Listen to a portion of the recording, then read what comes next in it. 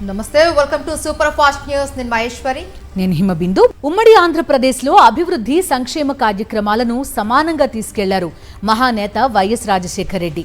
పరిపాలనలో సమానత్వాన్ని చాటుకుంటూ ప్రజల హృదయాల్లో చెరగని ముద్ర వేసుకున్న పాలకుడంటే ఎలా ఉండాలో చాటి చెప్పారు మహానేత వైఎస్ఆర్. అన్ని వర్గాల ప్రజల అభిమానం పొందిన నేత దివంగత సీఎం వైఎస్ఆర్. ఈరోజు మహానేత 77వ జయంతి సందర్భంగా తెలుగు రాష్ట్రాలు ఆయనకు నివాళులర్పించాయి. జోహార్ వైఎస్ఆర్, వైఎస్ఆర్ అమర్ రహే అంటూ వాడవాడలా అభిమానులు ప్రజలు నినదించారు. ఈ సందర్భంగా మహానేత అందించిన పథకాలను ప్రజలు గుర్తు చేసుకున్నారు. గ్రామ గ్రామాన వాడవాడలా కేక్లు కట్ చేసి పేదలకు వస్త్ర అన్నదానం చేసి మహానేతపై తమకున్న అభిమానాన్ని చాటుకున్నారు. దివంగత సీఎం వైఎస్ రాజశేఖర రెడ్డి జయంతి వేడుకలను వైఎస్ఆర్సీపీ శ్రేణులు, అభిమానులు, ప్రజలు పండుగలా నిర్వహించారు.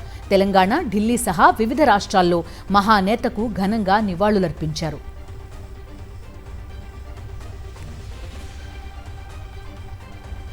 దివంగత ముఖ్యమంత్రి డాక్టర్ వైఎస్ రాజశేఖర రెడ్డి 77వ జయంతి సందర్భంగా వైఎస్ జగన్మోహన్ రెడ్డి ఘనంగా నివాళులు అర్పించారు.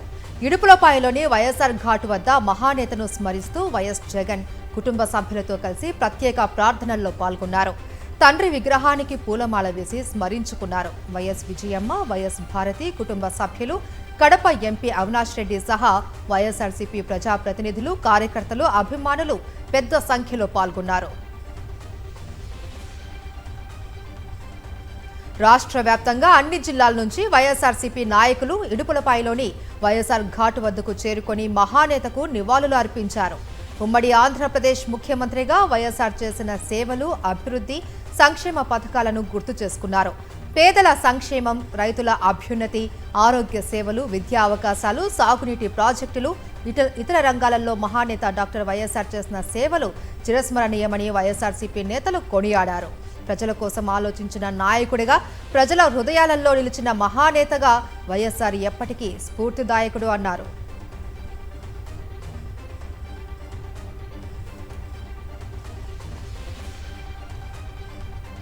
తాడేపల్లి వైఎస్ఆర్సీపీ కేంద్ర కార్యాలయంలో దివంగత సీఎం వైఎస్ రాజశేఖర రెడ్డి జయంతి వేడుకలు ఘనంగా జరిగాయి.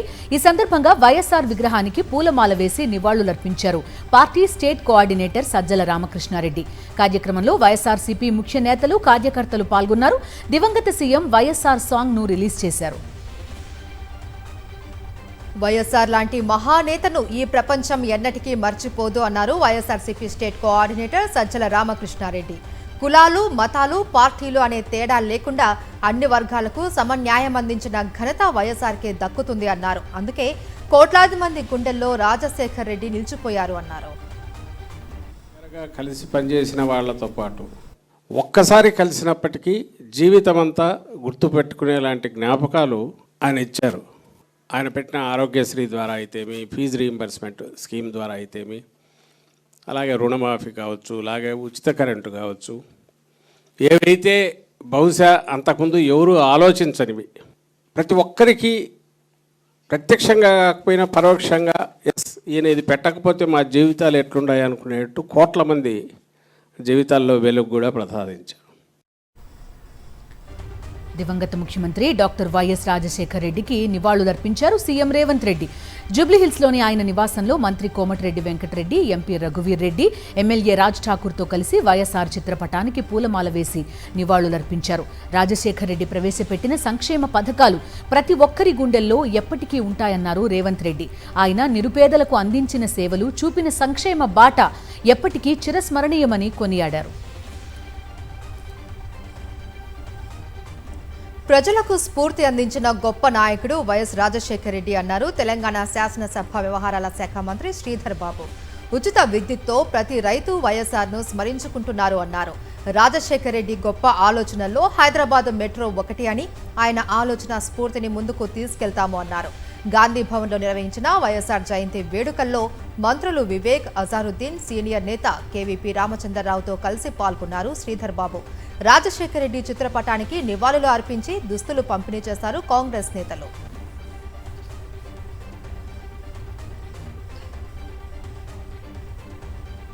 దివంగత ఉమ్మడి ఆంధ్రప్రదేశ్ మాజీ ముఖ్యమంత్రి వైఎస్ రాజశేఖర రెడ్డికి ఏఐసీసీ అధ్యక్షుడు మల్లికార్జున ఖర్గే నివాళులర్పించారు.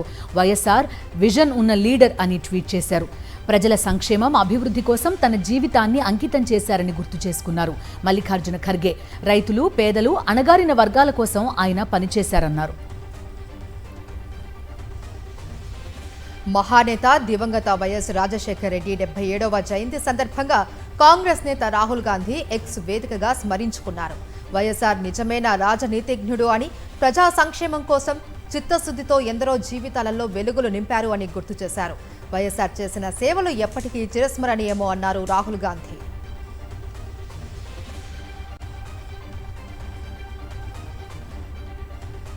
ఢిల్లీలోని ఏపీ భవన్లో మహానేత వైఎస్ఆర్ జయంతి వేడుకలు ఘనంగా జరిగాయి. వైఎస్ఆర్ చిత్రపటానికి పూలమాలలు వేసి నివాళులర్పించారు ఆయన అభిమానులు.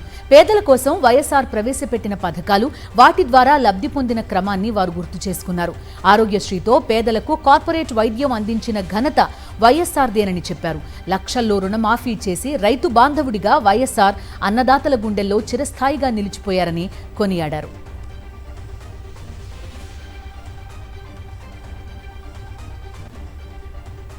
టెట్ నిబంధనలతో టీచర్లు చాలా ఇబ్బందులు పడుతూ ఉన్నా చంద్రబాబు పట్టించుకోకపోవడం అన్యాయమని వైఎస్ఆర్సీపీ అధినేత వైఎస్ జగన్మోహన్ రెడ్డి మండిపడ్డారు. 2011 ముందు నుంచి టీచర్లుగా ఇప్పటికీ పనిచేస్తున్న వారు కూడా టెట్ పరీక్ష తప్పనిసరిగా పాస్ కావాలి అన్న నిబంధన పెట్టడంతో దాదాపు 1,00,000 మందికి పైగా టీచర్లు ఇబ్బందులు పడుతూ ఉన్నారని చెప్పారు. 20 నుంచి 25 ఏళ్లకు పైబడి సబ్జెక్టు టీచర్లుగా కొనసాగుతున్న టీచర్లు ఇప్పుడు అన్ని సబ్జెక్టుల సిలబస్తో ఉన్న టెట్ పరీక్ష పాస్ కావాలి అని, అందులో కూడా గరిష్టంగా 60% మార్కులు రావాలి అని చెప్పడం ఎంతవరకు సమంజసం? పైగా వీళ్లంతా అప్పట్లో డిఎస్సి ఎలిజిబిలిటీ టెస్టులో ఉత్తీర్ణులు కాబట్టే కదా ఉద్యోగాలు వచ్చాయి. వారికి ఉద్యోగాలు ఇచ్చేటప్పుడు అప్పట్లో టెట్ అనే పరీక్షే లేనప్పుడు ఇప్పుడు వీళ్లు కూడా టెట్ పరీక్షలో పాస్ కావాలి అని రూల్ పెట్టడం ఎంతవరకు కరెక్ట్ అని నిలదీశారు వైఎస్ జగన్.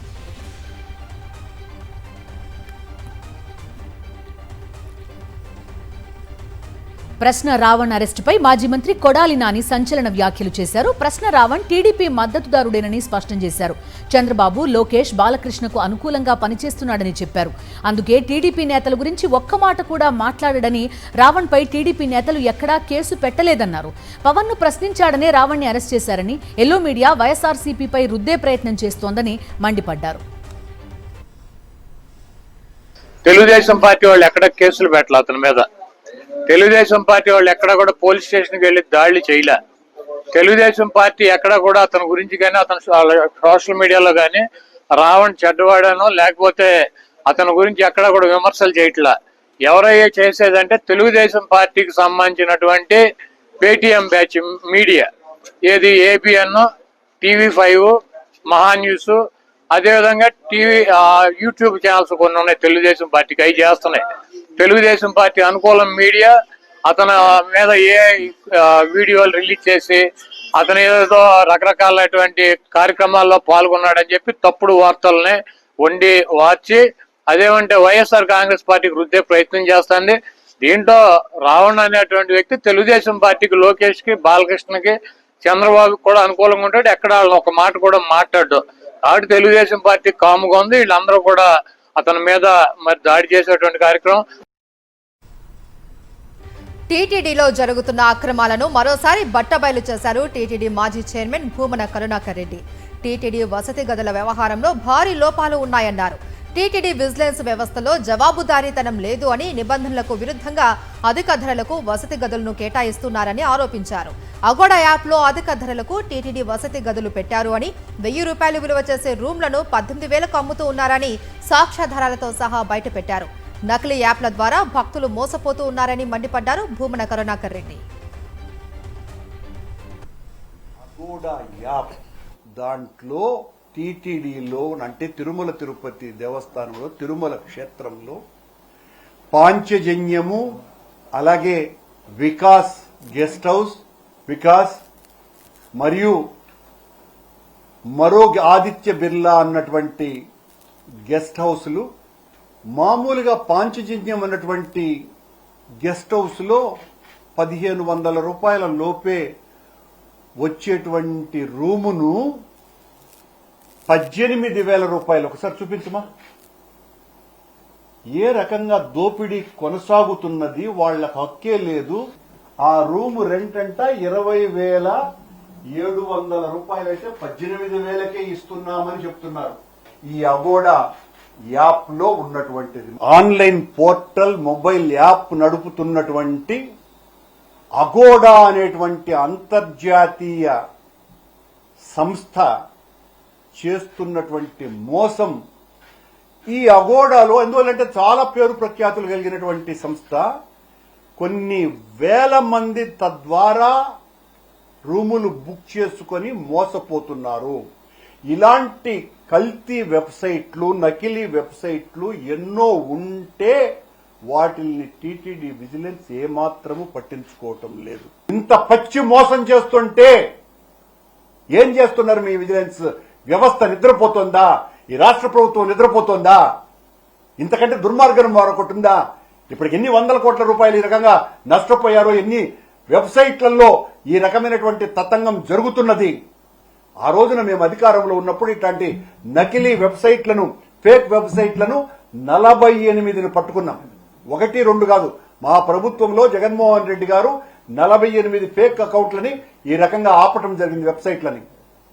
మీ హయాంలో ఈ రకంగా జరుగుతున్నది. వైఎస్ఆర్సీపీ మేధావుల ఫోరం ఆధ్వర్యంలో హైదరాబాద్ బుట్టా కన్వెన్షన్లో దివంగత సీఎం వైఎస్ఆర్ 77వ జయంతి వేడుకలు ఘనంగా నిర్వహించారు.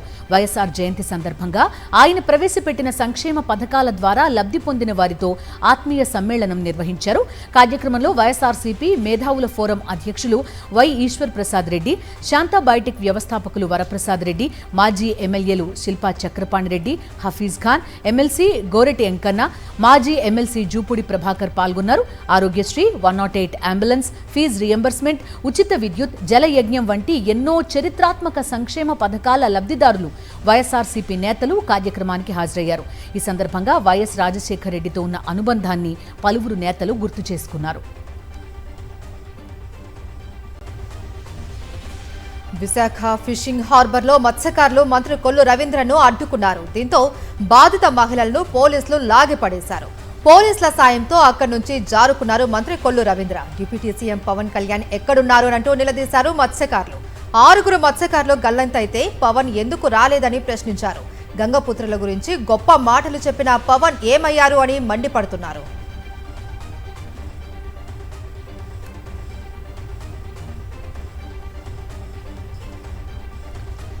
విశాఖ బోట్ ప్రమాదంపై 3-man కమిటీ నివేదిక అందించింది. గల్లంతైన 6 మత్స్యకారులు మృతి చెందినట్టు ప్రకటించింది. ఇటీవల గల్లంతైన మత్స్యకారులపై విచారణ చేపట్టిన కమిటీ వారు ప్రమాదంలో మరణించినట్టు రిపోర్ట్ ఇచ్చింది. 3-man కమిటీ విచారణ పూర్తయిన నేపథ్యంలో సెర్చ్ ఆపరేషన్ ముగిసింది. గల్లంతైన మత్స్యకారుల ఆచూకీ కనిపెట్టడంలో కూటమి ప్రభుత్వం చేతులెత్తేసింది. చెక్కులు పంపిణీ చేసినందుకు వచ్చిన మంత్రి కొల్లును రవీంద్రను అడ్డుకున్నారు మత్స్యకారులు. మంత్రి కాన్వాయ్కి అడ్డుపడ్డారు మత్స్యకార మహిళలు. మంత్రి కాన్వాయ్కి అడ్డుగా నిలబడి నిరసన చేస్తున్న మహిళల్ని లాగిపడేశారు పోలీసులు. గల్లంతైన మత్స్యకారులు చనిపోయి ఉండొచ్చని 3-man కమిటీ నివేదిక ఇచ్చింది. 10 లక్షల నష్టపరిహారం సరిపోదని పెంచాలని మత్స్యకారులు డిమాండ్ చేస్తున్నారు. అహోబిలం కేంద్రంగా జరుగుతున్న అక్రమాలపై చర్చకు సిద్ధమన్నారు మాజీ ఎమ్మెల్యే గంగుల బిజేంద్రారెడ్డి. తాను చేసిన వ్యాఖ్యలకు కట్టుబడి ఉన్నాను అని మరోసారి క్లారిటీ ఇచ్చారు ఆయన. ఈ అంశంపై చర్చించేందుకు ఎక్కడికి రావాలి అన్నా తాను సిద్ధంగా ఉన్నాను అని, త్వరలో జరగబోయే చంద్రబాబు సభలోనూ డిబేట్కు సిద్ధము అన్నారు. ఇకనైనా అఖిలప్రియ చిల్లర రాజకీయాలు మానుకోవాలి అని చురకులు అంటించారు గంగుల బిజేంద్రారెడ్డి. అంతకు ముందు భూమా అఖిలప్రియ విసిరిన సవాల్కు ప్రతి సవాలు విసిరారు. అఖిలప్రియతో చర్చించేందుకు అహోబిలంకు బయలుదేరిన గంగుల బిజేంద్రారెడ్డిని పోలీసులు ఆళ్లగడ్డలో అడ్డుకున్నారు. దీంతో పోలీసులు వైఎస్ఆర్సీపీ శ్రేణుల మధ్య వాగ్వాదం జరిగింది. నేను 2 రోజుల క్రితం ఏదైతే చెప్పానో దానికి నేను ఈ రోజు కూడా కట్టుబడి ఉన్నా. అహోబిలంలో జరిగిన అక్రమాలకి, అన్యాయాలకి నేను ఇచ్చిన ఎవిడెన్సులు 100% కరెక్టు. దాని మీద చర్చకి నేను ఎక్కడికైనా సిద్ధము, ఎప్పుడైనా కానీ సిద్ధమే. ఈరోజు ప్రభుత్వం మీ చేతిలో ఉంది, మీరు పోలీసులు మీ చేతిలో ఉన్నారు. మీరు పోలీసులతో మాట్లాడుకొని మీరు మాకు టైం ఇప్పియండి. ఆ టైంకి మేము ఎక్కడికైనా రానికి సిద్ధం. ఇదంతా మీరు అక్కడికి వెళ్ళి ఇక్కడ మా దగ్గరికి పోలీసులను పంపించి మమ్మల్ని ఆపించి ఇవంతా వద్దు. రేపు ముఖ్యమంత్రి వస్తున్నాడు, ముఖ్యమంత్రి వస్తున్న స్టేజ్ మీద దీనికోసం చర్చ చేయాలన్నా కానీ మేము సిద్ధం. విత్ ఎవిడెన్స్ వస్తాం. నేను తెచ్చి ఇచ్చిన ఎవిడెన్స్లో ఏమన్నా తప్పు ఉంటే నువ్వు ప్రూవ్ చేయి, తప్పో ఈ ఫ్యాబ్రికేటెడో ఇంకోటో నువ్వు ప్రూవ్ చేయి దానిని. కానీ అవి చేయలేకుండా ఇట్లాంటి చిల్లర రాజకీయం చేసుకుంటా నేను అటు పోతా ఇటు పోతా అక్కడ పోతా ఇక్కడ పోతా వాళ్ళ ఇంటికి వస్తా వీళ్ళింటికి వస్తా అంటే ఆళ్ళగడ్డలో ఇదేం కొత్త కాదు, దేనికైనా సిద్ధమే. సీఎం రేవంత్ రెడ్డికి సవాల్ విసిరారు మాజీ మంత్రి హరీష్ రావు. సీఎం రేవంత్తో చర్చకు కేసీఆర్ అవసరం లేదని, అసెంబ్లీలో తాము ఏ చర్చకైనా సిద్ధమన్నారు. తనకు నీటిపారుదల శాఖ మంత్రి పదవిని 3 నెలలిస్తే కన్నెపల్లికి నీళ్లు తెప్పిస్తానన్నారు. నీళ్లు రాకపోతే రాజకీయాల నుంచే తప్పుకుంటానని హరీష్ రావు ఛాలెంజ్ చేశారు. చంద్రబాబు ముందు సంచలన డిమాండ్ పెట్టింది కాపు రిజర్వేషన్ పోరాట సమితి. చంద్రబాబు దిగిపోవాలి, పవన్ ను సీఎం చేయాలి అంటూ డిమాండ్ చేశారు కాపు రిజర్వేషన్ పోరాట సమితి నేతలు. కాపులను ఎన్నికల్లో కరివేపాకులా వాడుకొని వదిలేశారు అని కాపు రిజర్వేషన్ పోరాట సమితి అధ్యక్షులు చలమల్ల ప్రసాదరావు అన్నారు. కాపు ప్రజా ప్రతినిధులు సైలెంట్ గా ఉంటే కుదరదు అని హెచ్చరించారు. రాష్ట్రంలో 99% మంది కాపులు కూటమి ప్రభుత్వాన్ని గెలిపించాయి. గెలిపించిన తర్వాత మీరు ఏం చేశారు? ఈ 2 సంవత్సరాలుగా కాపు కార్పొరేషన్కి నిధులు ఇవ్వడం లేదు, కాపుల రిజర్వేషన్ల కోసం పట్టించుకోవడం లేదు, కాపులను ఎక్కడ చంపుతున్నా మీరు పట్టించుకోవడం లేదు, గిరిబెలిజా అని జీవో ఇచ్చినా కూడా మీరు పట్టించుకోవడం లేదు, విదేశీ విద్యా దీవెన పథకం లేదు, కాపు భవనాలు కట్టిస్తానో అది కూడా కట్టించలేదు.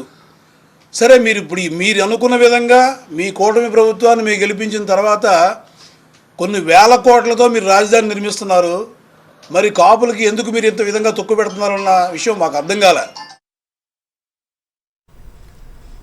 Sai Krishna lockup death case దర్యాప్తును సీబీఐకి అప్పగించి లాకప్ డెత్ కి సంబంధించిన రికార్డులన్నింటినీ భద్రపరిచేలా ఆదేశాలు ఇవ్వాలని దాఖలైన పిటిషన్పై హైకోర్టులో విచారణ జరిగింది. విచారణకు సంబంధించి సిట్కు ఒక చిన్న ఛాన్స్ ఇవ్వాలని నిర్ణయించింది హైకోర్టు. కేసు విచారణకు సంబంధించిన పూర్తి వివరాలు తమ ముందుంచాలని హైకోర్టు తెలిపింది. సీల్డ్ కవర్లో విచారణ రిపోర్టును తమ ముందుంచాలని న్యాయస్థానం ఆదేశించింది. తదుపరి విచారణ 3 వారాలకు వాయిదా వేసింది. పిటిషనర్ తరపున వాదన వినిపించారు పొన్నవోలు సుధాకర్ రెడ్డి. లాకప్ డెత్ కేసులో పోలీస్ కమిషనర్ తో పాటు డీజీపీ పాత్ర కూడా ఉందన్నారు మాజీ ఏఏజీ పొన్నవోలు సుధాకర్ రెడ్డి. విజయవాడ వించిపేటలో ఎన్ఐఏ సోదాలు ముగిశాయి. టెర్రర్ లింక్స్ కేసులో ఇటీవల విజయవాడకు చెందిన మహ్మద్ డానిష్, సోహెల్ బేగ్, మహ్మద్ రహ్మతుల్లా అరెస్ట్ అయ్యారు. ఈ కేసును దర్యాప్తు చేస్తున్న ఎన్ఐఏ అధికారులు మరోసారి విజయవాడలోని నిందితుల ఇళ్లలో సోదాలు చేశారు. మహ్మద్ రహ్మతుల్లా ఇంటి నుంచి దుస్తులు, 2 పెన్ డ్రైవ్లు స్వాధీనం చేసుకున్నారు ఎన్ఐఏ అధికారులు.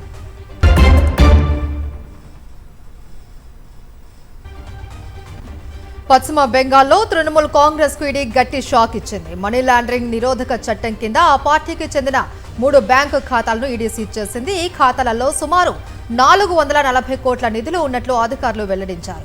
ఏవియేషన్ రంగానికి చెందిన కేర్వెల్ గ్రూప్ ఆఫ్ కంపెనీస్ కు సంబంధించి జరుగుతున్న అనుమానాస్పద ఆర్థిక లావాదేవీలపై ఈడీ సుదీర్ఘ దర్యాప్తు చేస్తుంది. ఈ కేసు విచారణలో భాగంగా ఢిల్లీ, ఎన్సీఆర్, కోల్కతా పరిసర ప్రాంతాల్లోని 5 చోట్ల సోదాలు నిర్వహించిన అనంతరం ఈడీ ఈ నిర్ణయం తీసుకుంది. మహారాష్ట్రను భారీ వర్షాలు ముంచెత్తుతున్నాయి. ఎడతెరిపి లేని వర్షాల కారణంగా పూణె జిల్లాలో ఓ వ్యర్థాల రీసైక్లింగ్ ప్లాంట్ 3 అంతస్తుల భవనం కుప్పకూలిపోయింది. శిథిలాల కింద 15 మంది ఉద్యోగులు చిక్కుకున్నట్టు అధికారులు అంచనా వేస్తున్నారు. రంగంలోకి దిగిన అగ్నిమాపక, విపత్తు నిర్వహణ బృందాలు సహాయక చర్యలు చేపట్టాయి. మరోవైపు పింప్రి, చించ్వాడ్ ప్రాంతాల్లో వరద ప్రభావిత ప్రాంతాల నుంచి సుమారు 6,000 మందిని సురక్షిత ప్రాంతాలకు తరలించారు. వాతావరణ శాఖ అధికారుల హెచ్చరికల నేపథ్యంలో కొన్ని ప్రాంతాల్లో పాఠశాలలు, కళాశాలల్ని మూసివేశారు. దేశ రాజధాని ఢిల్లీలో 4 అంతస్తుల భవనం కుప్పకూలింది. రోహిణి ప్రాంతంలో ఘటన జరిగింది. శిథిలాల కింద పలువురు చిక్కుకుపోయారు. 4 ఫైర్ ఇంజన్లు, సహాయక సిబ్బంది ఘటనా స్థలానికి చేరుకుని సహాయక చర్యలు చేపట్టారు.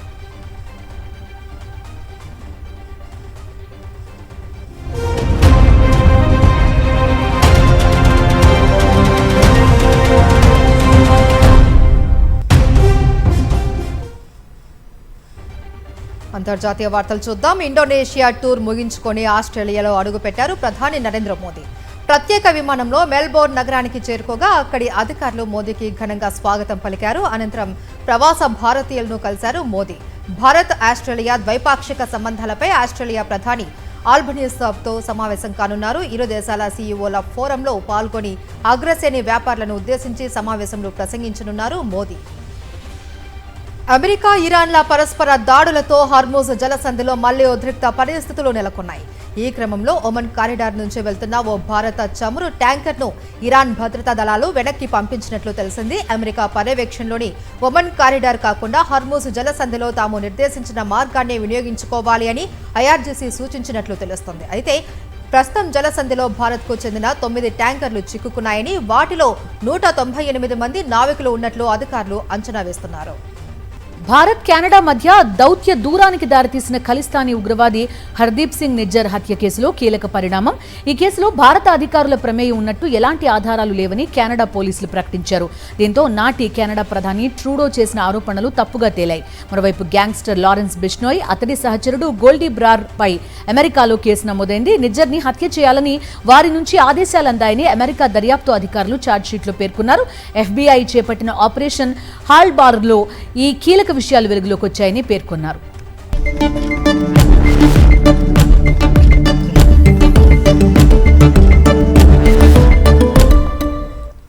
Coming to business updates. యుద్ధ భయాలు దలాల్ స్ట్రీట్లో మరోసారి బ్లడ్ బాత్ సృష్టించాయి.